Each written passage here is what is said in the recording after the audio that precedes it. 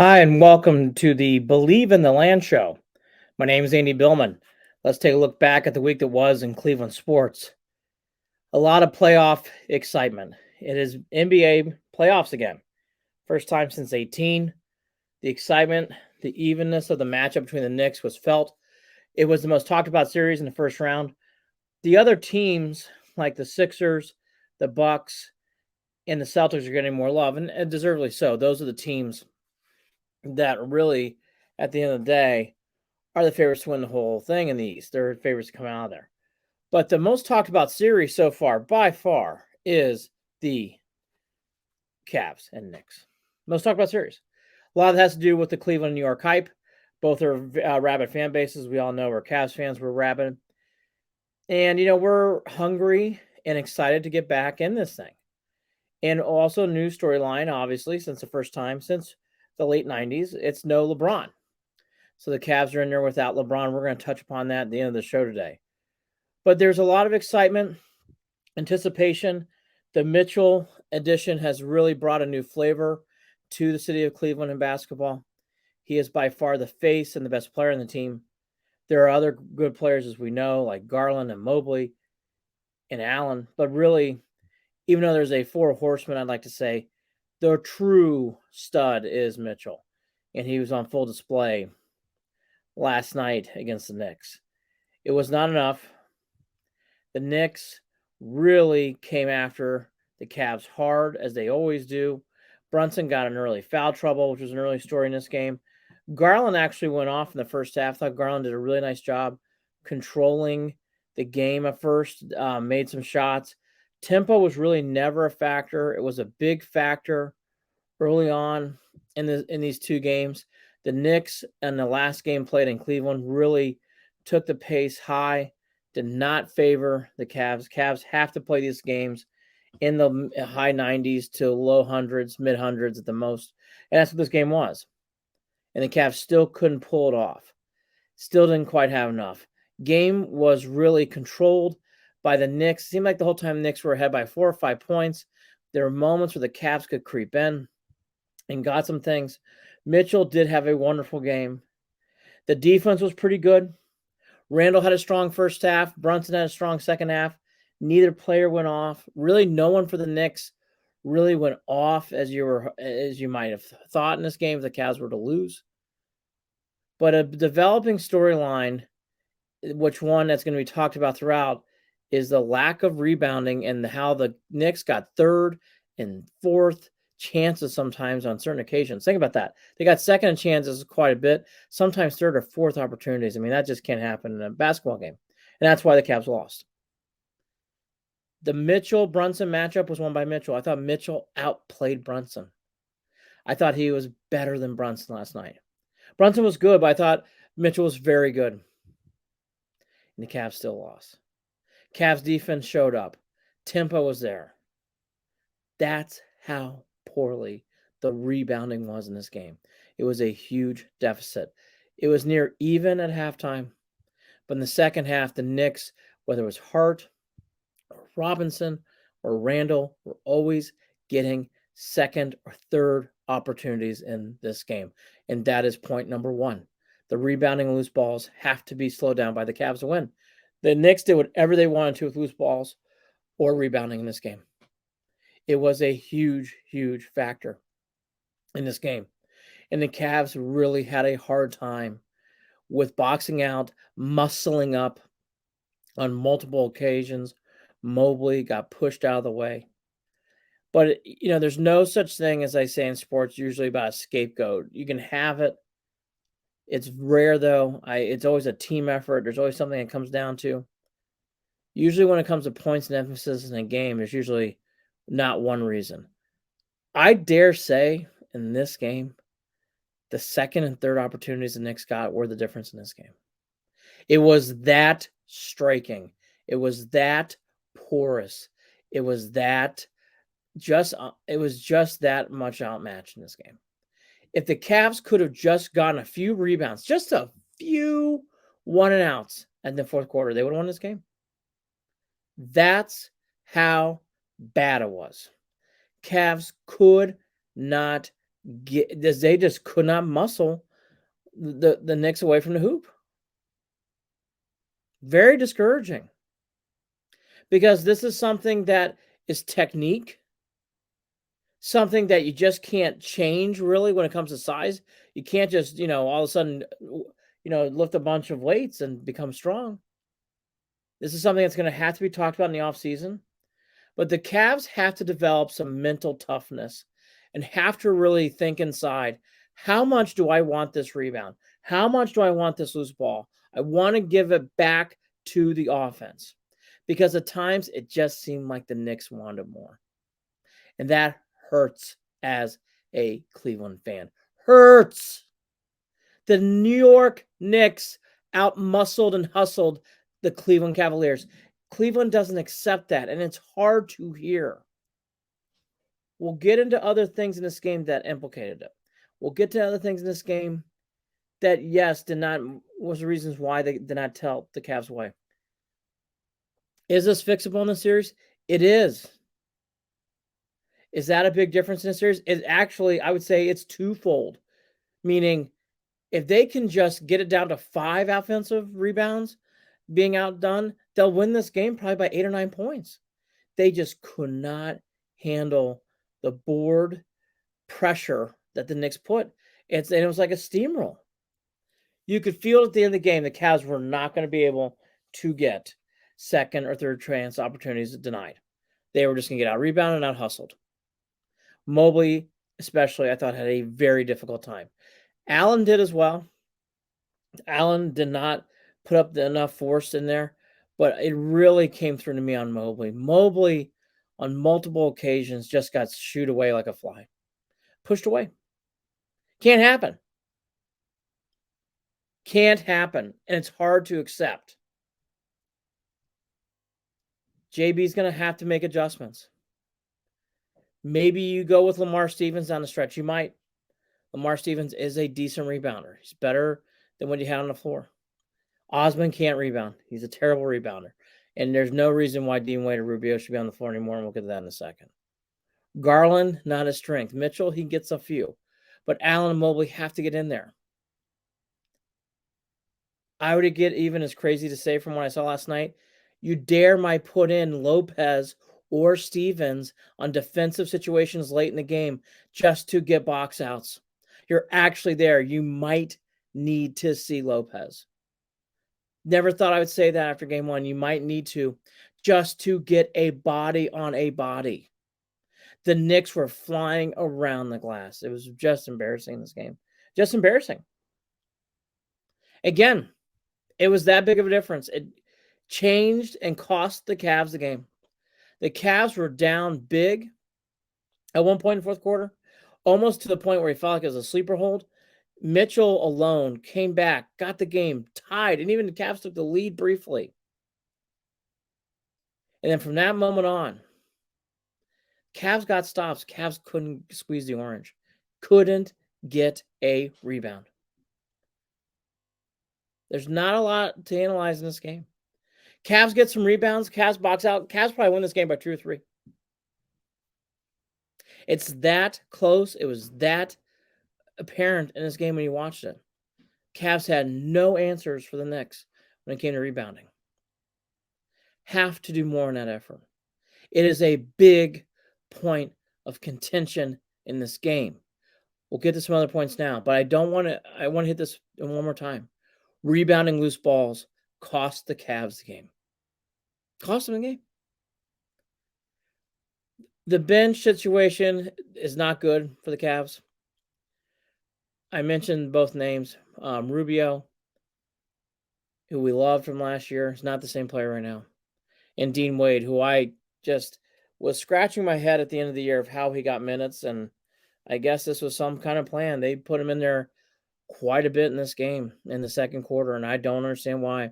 I doubt you'll see Dean Wade or Rubio throughout the series. They played both very poorly in this game. I thought they were embarrassingly bad. I thought Dean Wade especially was embarrassingly bad. He was minus 14 in point differential, and it felt it.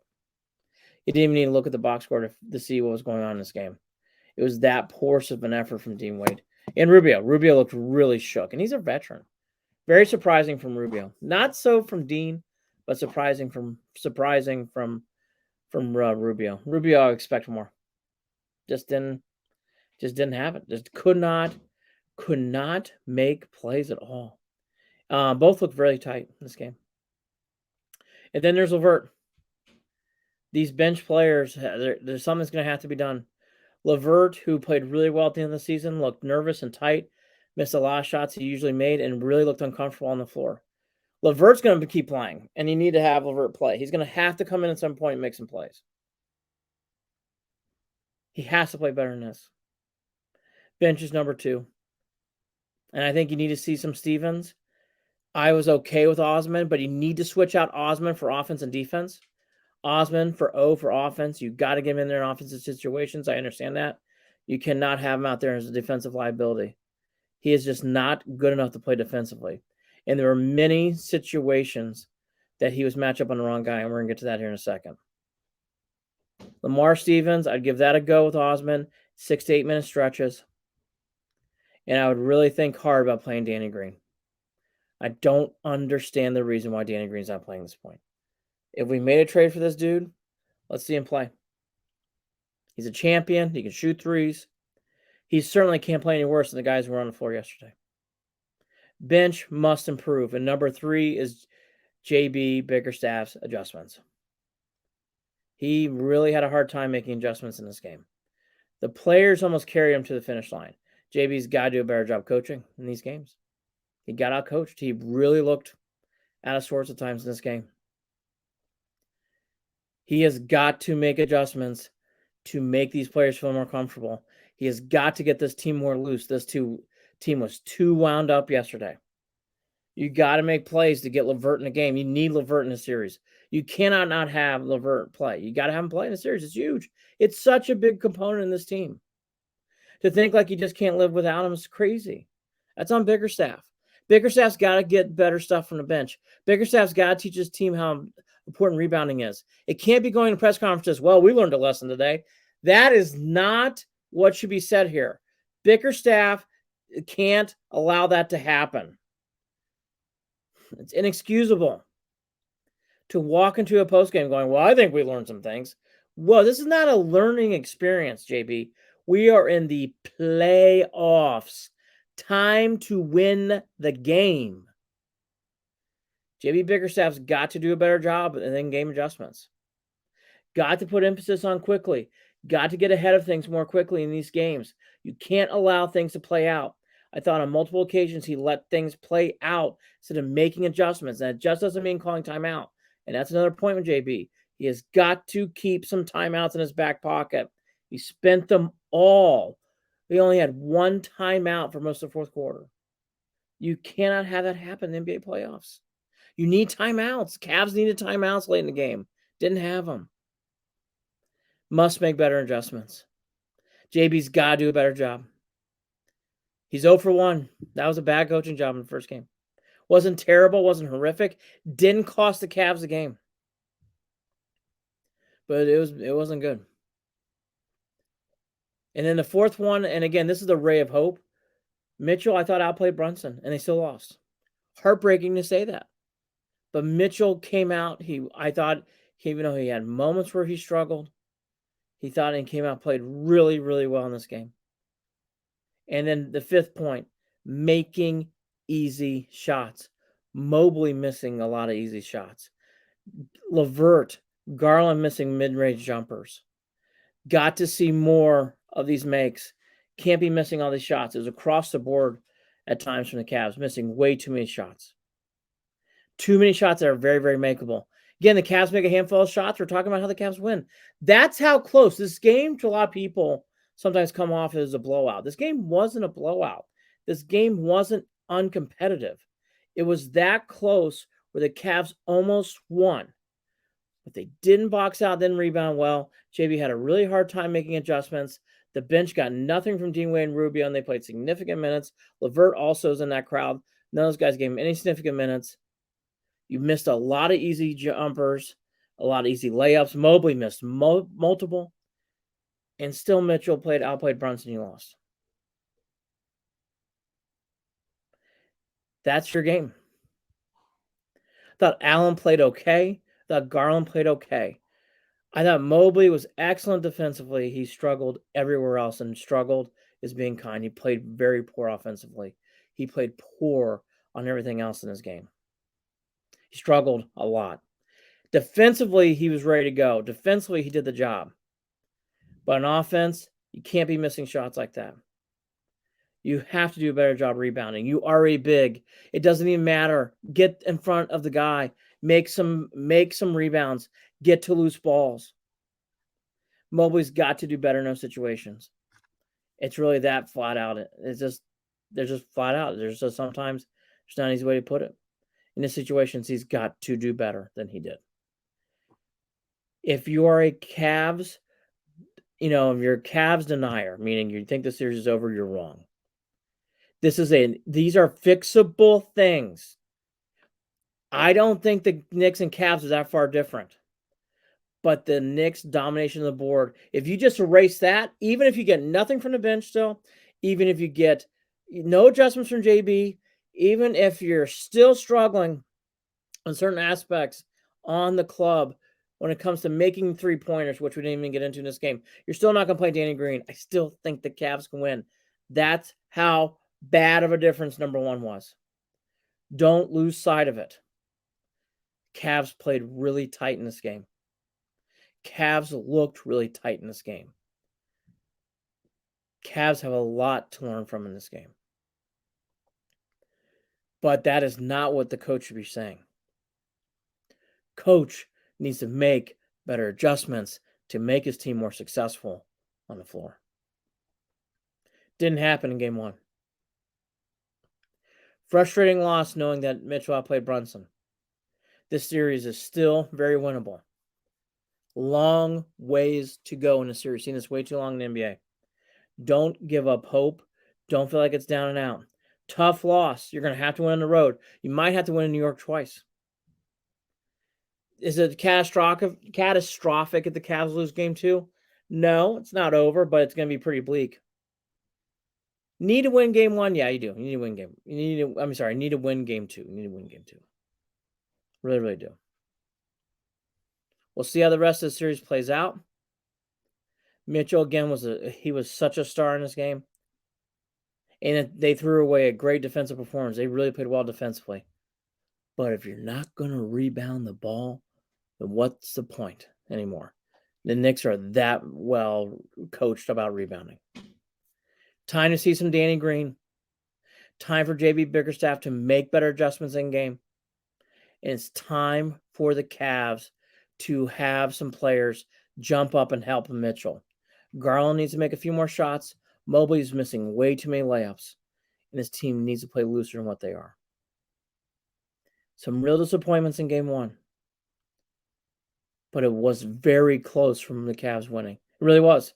It feels like the Cavs lost by 14. They didn't. The Cavs had a 2 to 3 point game for most of the last 2 minutes. They just couldn't rebound, get the loose ball. Frustrating. Cavs are back in the playoffs. This is exciting. The Knicks and Cavs are very even. But it will not be even for long if the Cavs don't start rebounding, getting loose balls. Cavs down 0-1, back up on Tuesday. We come back from break, Guardians time. Welcome back to the Believe in the Land show. My name is Andy Billman. You can check me out after every Cavalier in the playoffs. Guardians right now in April and the Browns in the fall at official Cleveland Sports handle on Instagram. That's at official Cleveland Sports on Instagram. This is Believe in the Land, changing the names. Come on board. It's exciting stuff. Check me out on Instagram at official Cleveland Sports after every Guardians, Cavaliers, and Browns game. That's at official Cleveland Sports. Check out my new media venture. It's called Believe in the Land. There'll be more information coming out on it. It's called Believe in the Land. You can check it out right now on YouTube.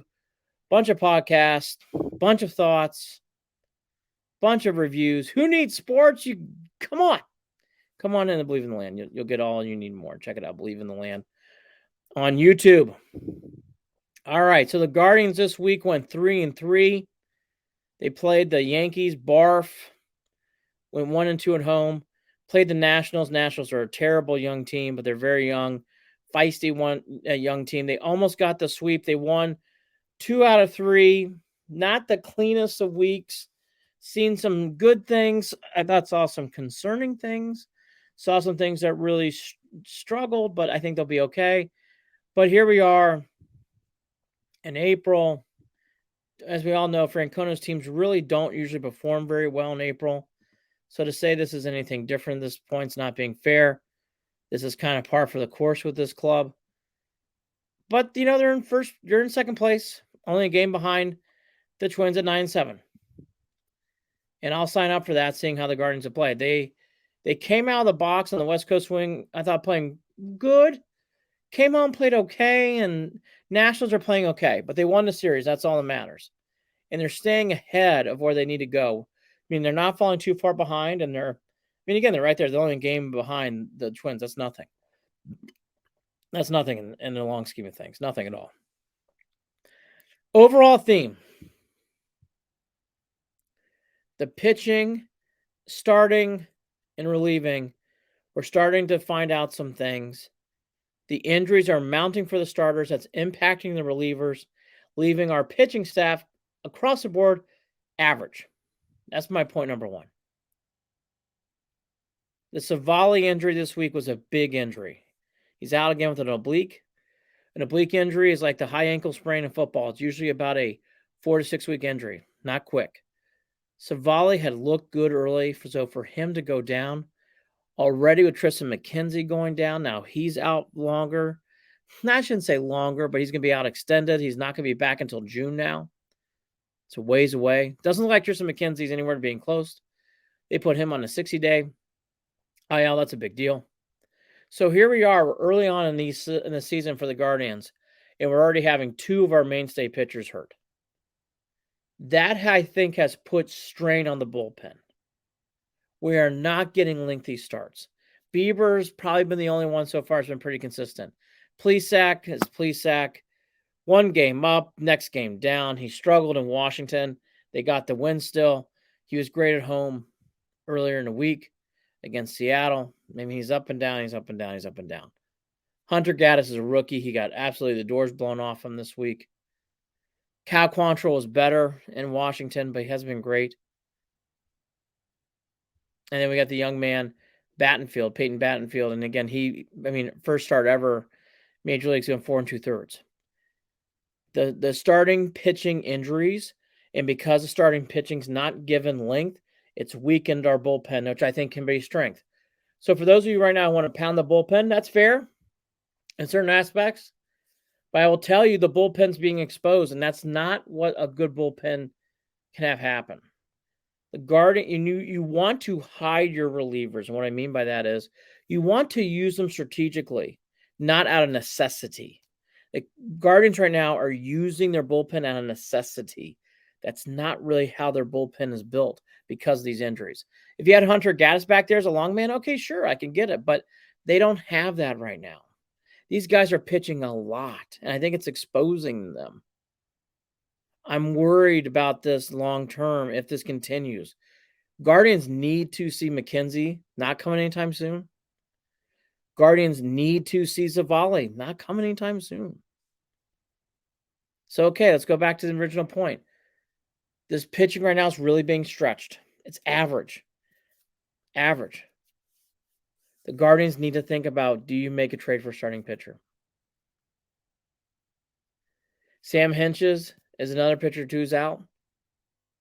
You have all the starting pitching. Like I said, Savali and McKenzie are not in the rotation guys. These are your 2 and 3. And they're out. Significant time out. Guardians have really been pressed out of the box with injuries to their pitching. I want to throw in Sam Hentges, but we shouldn't forget him. That's a big injury. Tim Herron's got good young stuff. He is not ready at times to be thrown in as much as he has been early. He's been thrown in there a lot. I would like to see him in there to get an occasional out or two and then come out of the game. be a matchup lefty. He can't do that right now. He's got to go out there and get outs, multiple outs. It's been a struggle. The pitching thing has been a real struggle. It's been average, and it really you can feel in the record. For how much I know the Guardians start off slow, and they do, and they have started off slow here. Okay, that's all fair. But I'll tell you the other point. Guardians have got to start getting healthy pitching. Got to start getting better length from their starters. They barely go 6. Need more from Quantrill. Need more from Bieber. And need more from Plesac. Gaddis and Battenfield, I think it is what it is. But this pitching staff, in particular the bullpen, is going to have a very hard time come August, September if they keep being used by this. They're getting exposed. And it's worrisome. Not worried about Class A. I think Karinchak's figuring it out in the bullpen. Sandlin, I'm worried. Worried about Sandlin. I don't know that's long term for him. Would love to see more, a lot more from some of these guys in the bullpen, and they just don't seem. I mean, Heron has had some moments. I like his young stuff. He's a young player, so he gives up some bombs once in a while. Eli Morgan's been okay to good. Curry's had some moments, but again, he's not lights out. Really, the only two guys who have full confidence in are Class A and Karinchak. Stefan's been very strange to start the year. He's had some moments where he's looked good and his numbers look good, but he's just not quite as a lockdown Class A type of you feel very good. You feel okay with him. Today against the Nationals, he had a chance to really lock down a win, and Stefan just couldn't do it. Stefan's been that way all year. Sometimes he gets really erratic, and next thing you know, there's runners all over the base path, and he's giving up runs. Not good enough right now. Not just flat out not good enough. Stefan's got to do a better job. Bieber will be Bieber. He's had some good moments already. Struggled today. Struggled against the Yankees in one inning, but then shut down baseball. I think he's figuring things out. I think Quantrill will get there too. I think he'll figure things out. And Plesac is an absolute wild goose chase. It seems like he's all or nothing, so his next start will pitch really well.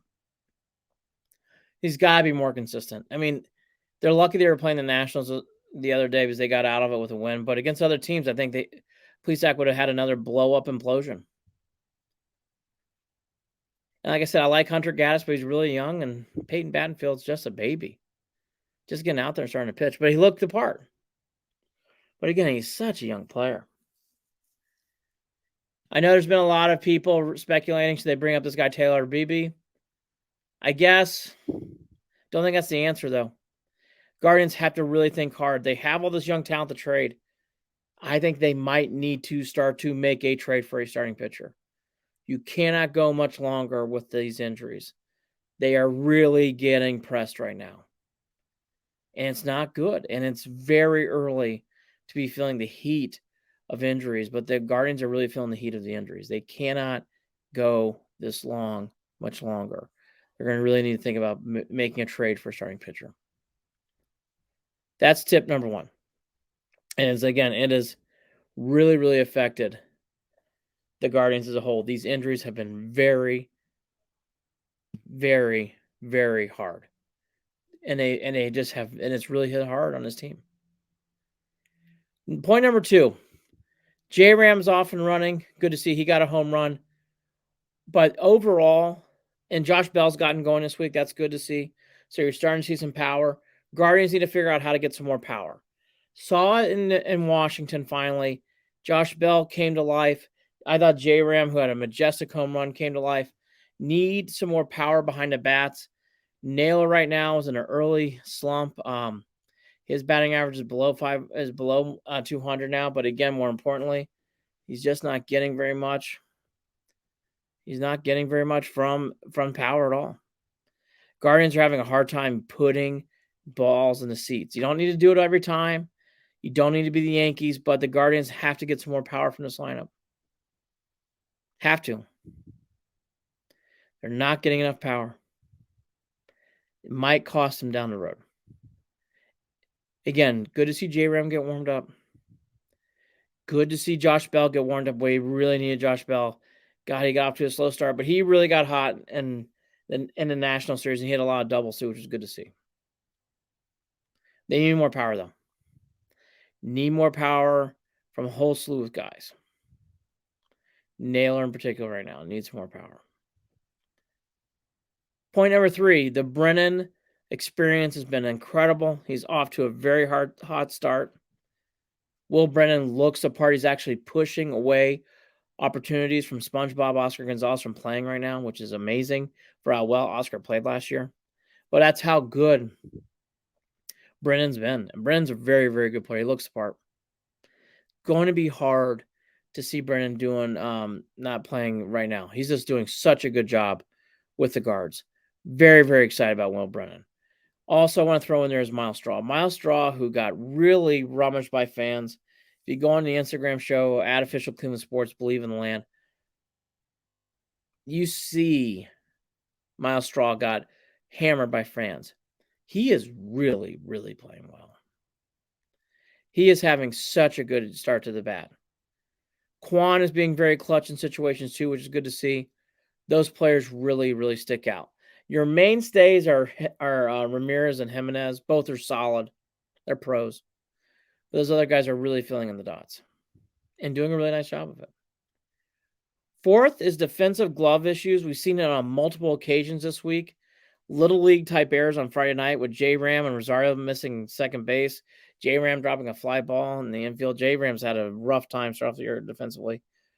The passed ball situation, what's going on with the catchers, is ridiculous. They have got to tighten it up. It's not being harsh either. The glove situation for the Guardians right now is very porous. So Nino's actually doing a good job with the bat. He's batting really well, but he's got to do a better job containing the staff. The gloves and the errors for the Guardians so far is not good enough. They've got to do a better job on this team. Got to. They are not doing a good enough job on this team with how they're going to handle errors. Too many errors, too many pass balls. They've gotten the Guardians in a way are lucky to be 9-7 because the way they play defensively, they almost should be 7-9. They've gotten away with it. The defense has to tighten up. Has to tighten up. Got to do more in that situation. And my 5th point with the Guardians so far is they have not hit anywhere close to their stride. This team has had good moments. This team has had good innings. This team has nowhere close put together the experiences and games they had in 2022 towards the end of the year in the playoffs that I saw. Which tells you the best is yet to come, and yet they're 9-7. Not worried about the Guardians long term. Guardians are going to be able to snap out of these things. I think they'll find more power. Brennan and Straw are not going to be relied on to do a lot of things. That's really the guy sometimes been really carrying this lineup. Brennan and Straw have really put a lot of things on base. Quan's been really clutch. J-Ram's had some good at-bats too in big situations. You're going to see more from Naylor eventually. I do think you're going to see some more big hits from Jimenez, who really hasn't had that big moment yet outside of a bunt that was an error and early in the year against Seattle. You're going to see more of that as it comes along. But I think the Guardians long term looks very good because they're not put together a complete game, except for point number 1. They can't have any more injuries to starting pitching. And they have to tighten up this back half with the bullpen. I do think a big component, though, is how poorly the starting pitching is. They aren't stretching these starts into the 7th inning. It's usually 5 2/3, 5 1/3, out, gone, bullpen in. Bullpen has been in there way too much early on. That's the only thing I see derailing this for the Guardians. That's it. Everything else I think is very, very manageable. They continue this road swing. They did what they had to do. They took out the garbage against the Nationals. They go on to play a terrible Detroit team. Very, very winnable game. Should do well in that series. There's no reason why they should not win 2 out of 3 or hopefully sweep Detroit in Detroit. Then they come home and play the Miami Marlins. They're a young team. Very winnable. Then they play the Rockies. Rockies are terrible. Then they go on a tough road swing starting at Boston, finishing up at New York. So keep taking out the garbage. You should win all these series this week. Come home to a light home schedule, then on the road to play at Boston, at New York. Very good digestible situations for the Guardians. They haven't been pressed to play terrible, meaning I haven't seen terrible play. They have not played great play. All these games are close. The Guardians are really, those teams are hand-wringing, Alka-Seltzer, Tums type games. You're literally there just every pitch. But they grind it out. They're doing enough early to win these games. That's good to see. Keep taking out the garbage. They won 2 out of 3. They should have swept the Nationals, but okay. Don't get too greedy. Take 2 out of 3, at least in Detroit. Sweep maybe the Kitty Cats. That'd be good. Come home, eat some marlin, and then, Colorado Mountain High at home. Then right back on the road at Boston and New York. Keep gobbling up these wins. Looking for that moment where the lineup really turns. Haven't quite seen that yet. Looking for the more of extended starts from the starters. Haven't seen that yet. So I guess in simple terms, the best is still yet to come. That's why I'm okay with the Guardians where they're at. Even though I'd like to see them sweep the Nationals and do better against the Yankees, everything is still set on course. But they can't have any more injuries to the starting pitching. And they need to be very much thinking what happens if they lose one more starter. On to Motown. Then at home against Miami. At home against Colorado. Guardians are only 1 game back of the Twinkies. White Sox look like they're fading already early, and the Royals and Tigers are terrible. Take out the garbage. Beat the Kitty Cats in Detroit. And do the same to the Marlins at home. Have a fish fry. We come back doing a little bit of news updates with your Cleveland Browns. Welcome back to the Believe in the Land show. My name is Andy Billman. You can check me out all the time at Official Cleveland Sports on Instagram. It's at Official Cleveland Sports on Instagram. We do immediate coverage.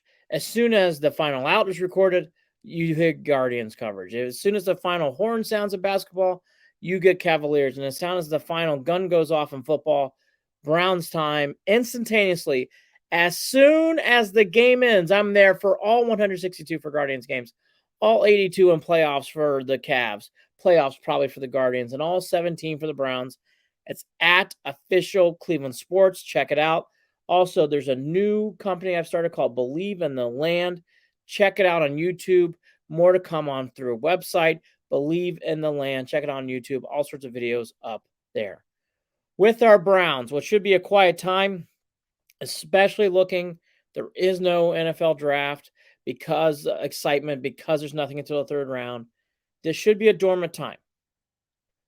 There's been some good moves made in the offseason. There's been some positivity building, not just in Cleveland with fans, but I think even nationally, that possibly the Browns could make a move. It might be a force in the AFC, and maybe even possibly, dare we say it, make the playoffs and maybe make a little bit of a run. Maybe. There's excitement there. A lot of Browns fans are very positive about the moves that have been made. I've been more hesitant than others. I still need to see some development on the field. I need to see some things that need to be playing through for me to be a complete believer. Bobby won't admit these moves have made sense. It's hard not to get excited even with the coaching changes. These moves should shift the Browns better on paper. And then we get what happened this week. Perion Winfrey, defensive tackle, arrested for assault on a woman. Not good. Bad stuff. And he's going to trial here soon. Now, he's not been convicted. He needs to go through the trial process, innocent before proven guilty. But again, for a gentleman like Winfrey, who's had troubles off the field already, who you garner from reports and from hearing from people on the ground, he is not exactly well liked on the team. People see him as a quote unquote, I'll call it misfit. And yet he's getting into more trouble again, this time with the law. This is not a little thing. This is something the Browns need to really, really digest. For, the main reason being, this is a bad look. If this really happened, he needs to go, in my opinion. I mean, how many times are we going to have guys with shaky characters like this on the Browns? I mean, again, you need to hear the whole story, yes, but I'm kind of tired of these stories. I mean, Mr. Winfrey didn't work out. He hasn't played that well. It wouldn't have mattered if he had been playing well. Kind of tired of these guys being looped in with the Browns.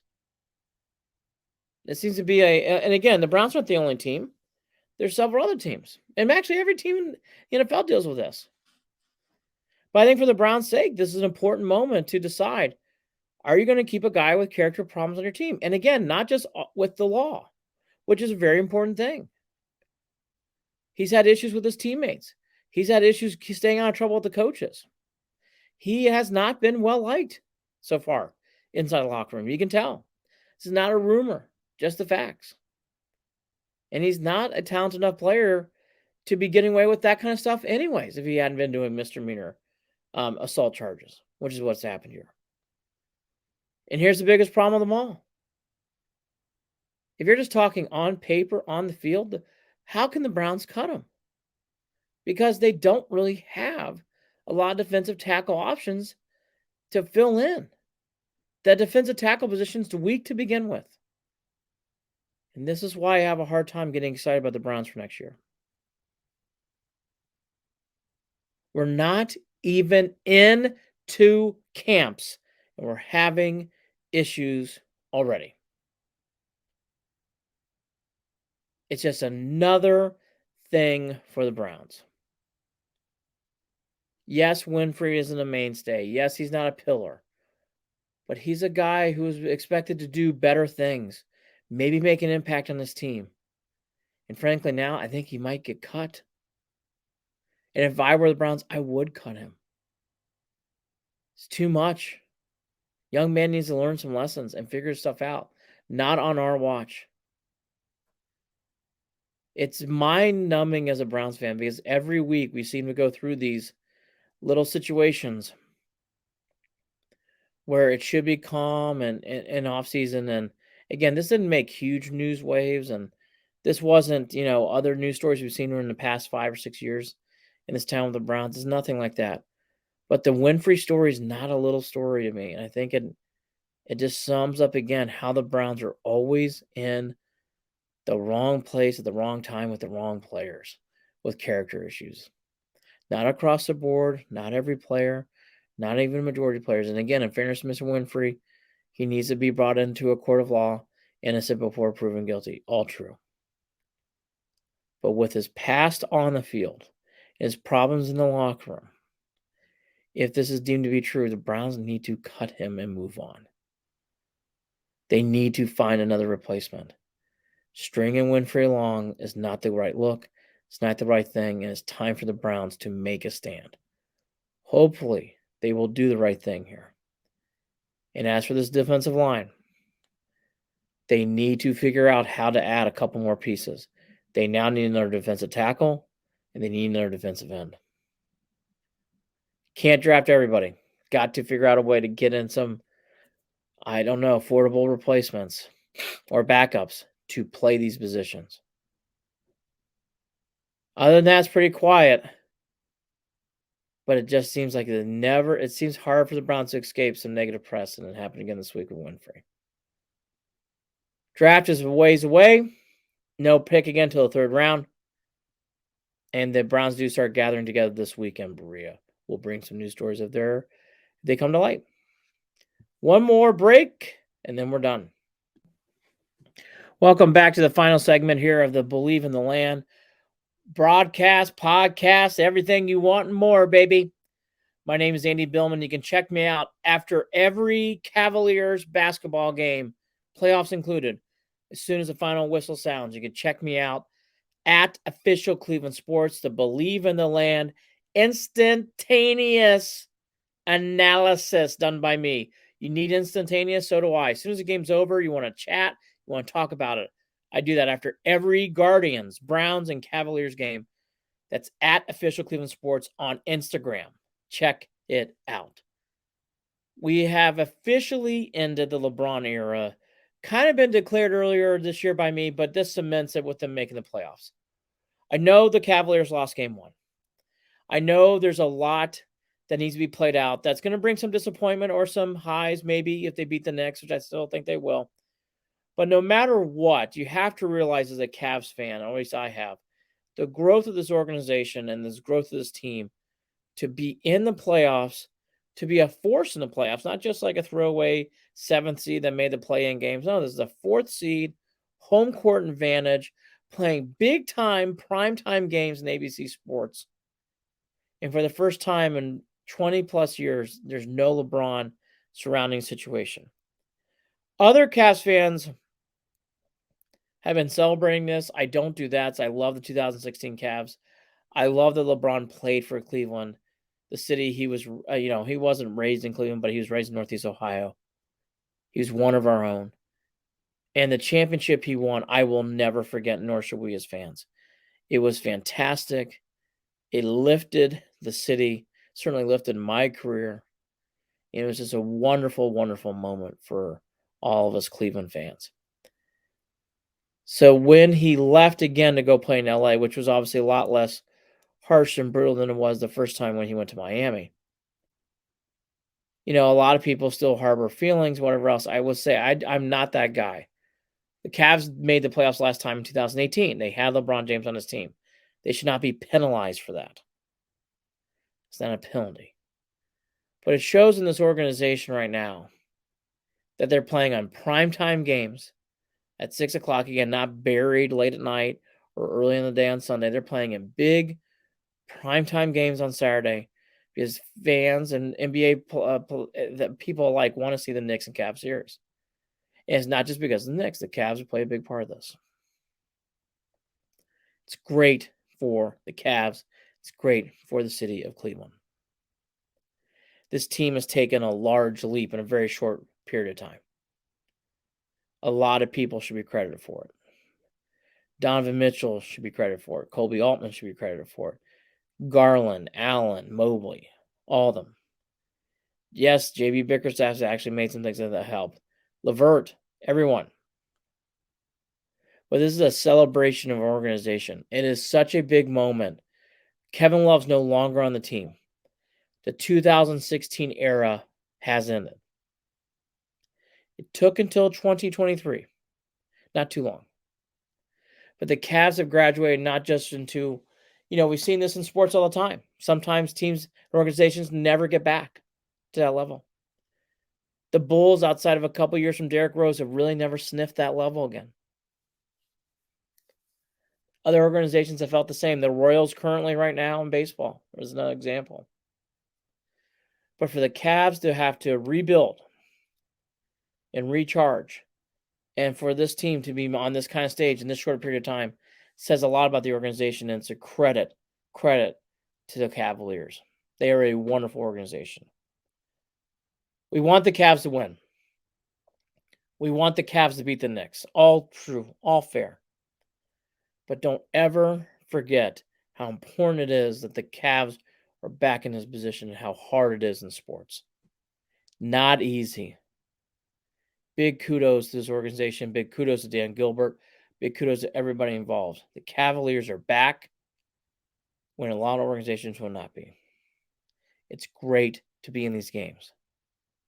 Doesn't always end the right way as it did in game one, but to get in this position is the position we want to be in.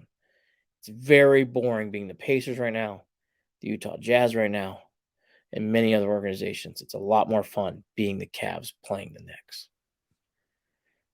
With that said, big game 2 on Tuesday at home against the Knicks. Again, not catastrophic if you lose. Rebounding and hustling, big points in game 1. They've got to do a better job there. Got to make more shots with Mobley and other players outside of Mitchell. Cavaliers had the right tempo. Defensive was there. They got to tighten up those things. And when will we see Danny Green? Hopefully in game 2. Guards have been up and down. They finished 500 this week, 3-3. Almost swept the Nationals. Almost flipped 2 out of 3 of the Yankees, but they're not quite hitting on all cylinders yet. So because of that, they're 3-3. They're only 1 game behind.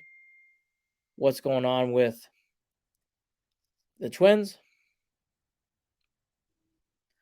And then finally, the Browns with Winfrey was the story for them this week. And that was the week that was in Cleveland sports. My name is Andy Billman. Check me out at Official Cleveland Sports on Instagram and my new media venture, Believe in the Land, on YouTube, and a website coming soon. Have a great week. Go Cavs!